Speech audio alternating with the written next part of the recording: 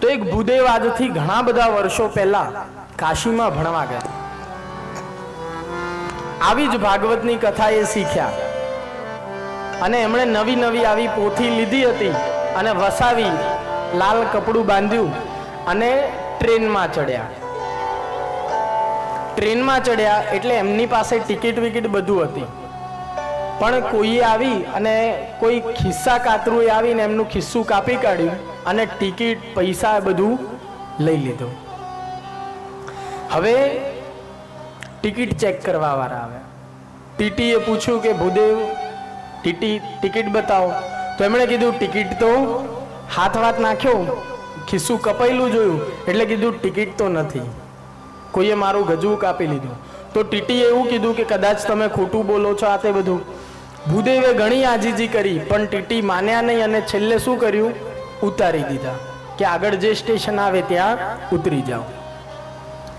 હવે સ્ટેશન આવતા પહેલા પેલી રેડ લાઇટ હોય અને જંગલમાં ટ્રેન ઊભી રહે છે ને, એમ ટ્રેન ઊભી રહી. તો ટીટીએ શું કર્યું, ત્યાં આગળ જ ઉતારી દીધા. હવે ભૂદેવ માથે પોથી લીધી અને વિચારવા લાગ્યા કે આ જંગલ જેવી જગ્યાએ મને ઉતાર્યો છે, તો હવે ક્યાં જવું, પૈસા તો છે નહીં, કરવું શું? તે ભૂદેવે જોયું કે અહીંથી 1 કિલોમીટર દૂર એક નાનું પરા જેવી 10-15 ઘર દેખાય છે. તો એમણે એવું નક્કી કર્યું કે આપણે ત્યાં જઈએ ને કોક જોડે મદદ માંગીશું. ચાલતા ચાલતા ત્યાં ગયા, પહોંચ્યા. આવો ઉનાળ્યો, પરસેવાના રેપઝેપ થયા. ત્યાં પહોંચ્યા. હવે જાય કોના ત્યાં? તો એમણે કોકને પૂછ્યું કે અહીં તમારે કોઈ ભૂદેવ રહે છે? તો કીધું કે હા, અહીં ગામના આ પરાના ગોર બાપા રહે છે. તે ગોર બાપા જોડે ગયા. તો ગોર બાપા પાછા કેવા હતા ખબર છે? ચુસ્ત નાસ્તિક, કે જેને ભગવાનના વિશે કઈ માહિતી નહીં પણ પાછળ અટક ભૂદેવની લાગે. વ્યાસ, ત્રિવેદી, પાઠક એવું બધું. તે આ ભૂદેવ ગયા પોથી લઈને કીધું કે હું કાશીથી આવ્યો છું ને બ્રાહ્મણ છું.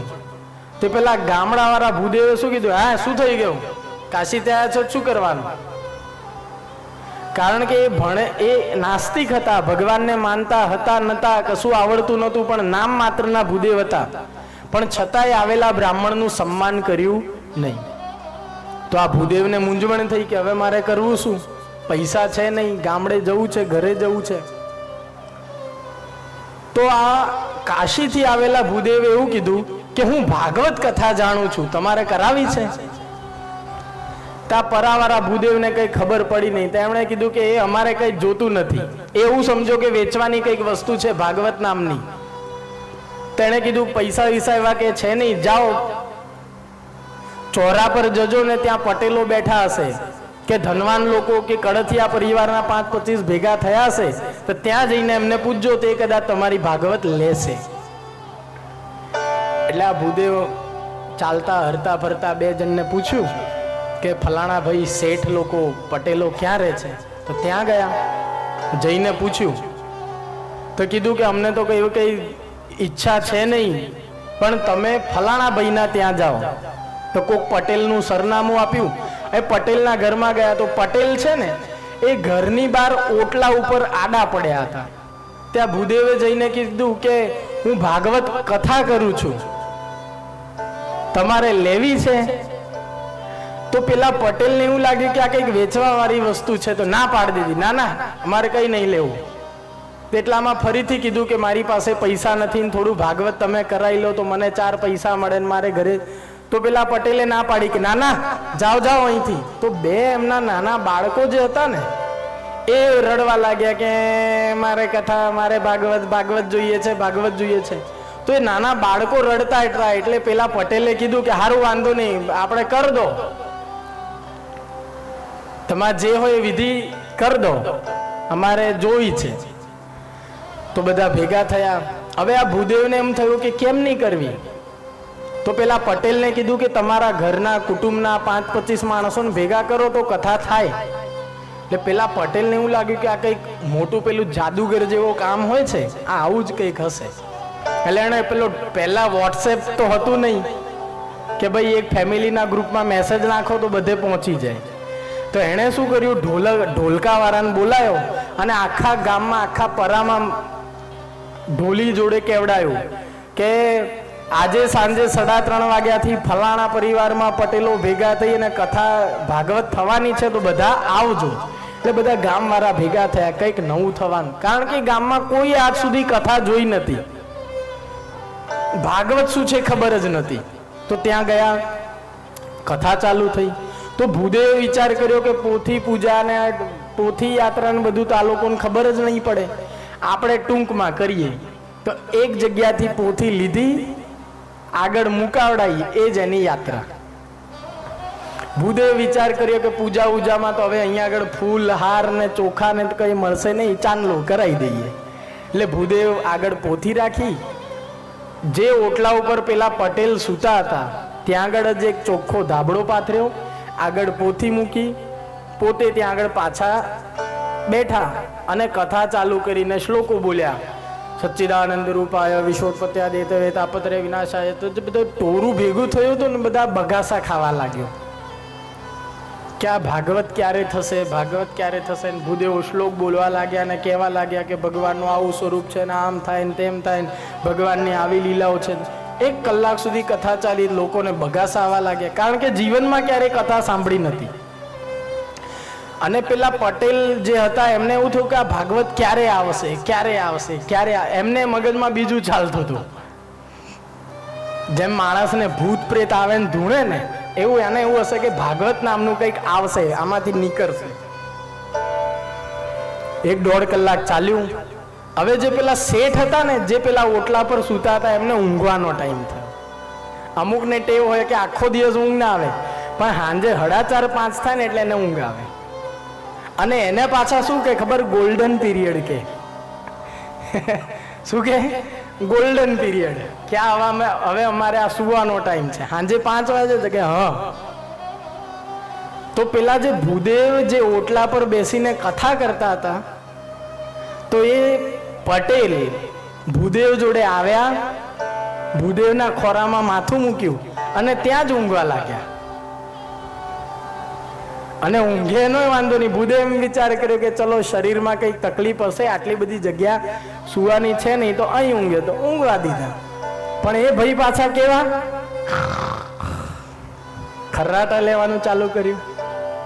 અને એવું લાઉડલી કે હવે એ ટાઈમ તો એમની જોડે પેલું માઈકે નતું. આ તો જો કેવી સરસ અહીં સુવિધા છે, એમની જોડે માઈકે નતું, તો એ બોલે, શ્લોક બોલે અને આ બાજુ વચ્ચે સાઉન્ડ આવે, બેકગ્રાઉન્ડ સાઉન્ડ આવો, એટલે એવો એનો ઘોઘાટ. હવે ભૂદેવ અકરાયા અને આમ ઢીચણ ઊંચું કરે, માથું નીચું પાડે. પેલો પાછો કેવો કટ્ટર ઊંઘણ સિંહ, પાછું ભૂદેવના ખોરામાં જ માથું મૂંગીને ઊંઘે. તો ભૂદેવ અકરાયા અને જોરથી માથું નીચું કર્યું. તો પેલા પટેલનું મગજ છટક્યું અને ભૂદેવની બોચીમાં એક મૂકી. તો ભૂદેવે ગુસ્સે થયા અને ભૂદેવે મારી. હવે ભૂદેવ મારા જેવા પાત્રા નતા, હટ્ટા હતા, જાડા મજબૂત, 5 પાડવાનું બળ હતું એમનામાં. તો એ ભૂદેવ એમની માથે ચડી ગયા અને એકબીજાને મારવા લાગ્યા. તો એમાં બધી પબ્લિક તાલીઓ વગાડવા લાગી કે ભાગવત આવી ગઈ, ભાગવત આવી ગઈ, ભાગવત આવી ગઈ, ભાગવત માતાની જય, આવું કરવા લાગ્યા. એટલે બધા જ જોવા લાગ્યા. હવે ભૂદેવે એવું કીધું હતું કે ચાલુ કથા પહેલા કે નહીં ધોઈને બેસું, તો એમાં અડધા લોકો જ નયા ધોયા વગર હતા. એટલે એમણે કીધું કે છોડાવા કેમ ના, જો છોડાવા જોઈએ ને આપણે નયા ધોયા વગર છે ને કંઈક આપણામાં આવી ગયું, તો આ ભાગવત આપણામાં પહેરી ગઈ તો શું કરીશું, છોડાઈશું કેમનું, આપણને તો આવડતું નહીં. આ ભાગવત જો આપણામાં ઘૂસી ગઈ તો આપણે મંત્ર નહીં આવડતો. એટલે બધા દૂર રહીને તાલીઓ વગાડે ને ઓ કરીને જોવે. હવે બાથમ બાથી જુટ્ટમ જુટ્ટી થતી હતી ને એટલામાં શું થયું કે પડતા પડતા એ ઓટલાથી નીચે ગયા, નીચેથી હજુ નીચે ગયા, રોડવાતા ગયા. આ દ્રશ્ય બધા જોઈ રહ્યા છે, તાલીઓ વગાડી રહ્યા છે, જયકારો થઈ રહ્યો છે. એટલામાં ભૂદેવ જે હતા એ પેલા શેઠના પટેલની છાતી ઉપર બેસી ગયા અને ગળું પકડી લીધું, ગળું પકડી લીધું.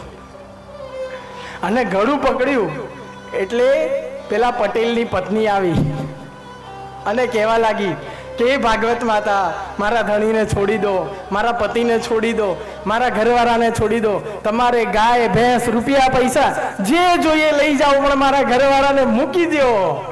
એટલે ભૂદેવે કીધું કે આ હવે મારો મોકો આવ્યો. તે ભૂદેવે કીધું કે આ ભણેલી પ્રજા નથી, અભણ લોકો છે, એમને ખબર નથી પડી રહી ભાગવત શું છે. એટલે માથે છાતી પર બેઠેલા પેલા વ્યાસજીએ શું કીધું કે 5000 રૂપિયા આપો તો આને મૂકું. એટલે પેલા બેને કીધું કે 5000 નહીં 50000 આપ્યા પણ લઈ જાઓ, મારા ઘરવાળાને છોડો.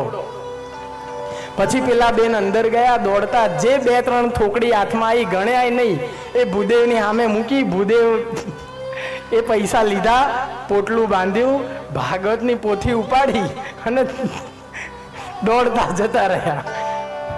તે ગામવાળા ભૂદેવ દોડતા જાય છે ને તો તાલી વગાડે છે. એ જો ભૂદેવ પેલી ભાગવત કૂદતી જાય છે, હે રમતી જાય છે, મોજ કરતી જાય છે. તો ભાગવતના વિશે માહિતી ના હોય તો આવી ઘટના એ ઘટે. બોલો ભાગવત ભગવાનની. તો ભાગવત કથા છે ને એ બહુ અદ્ભુત વસ્તુ છે. ભલે પેલા ભૂદેવ અભણ સામે બોલ્યા પણ એનું કામ તો થયું ને.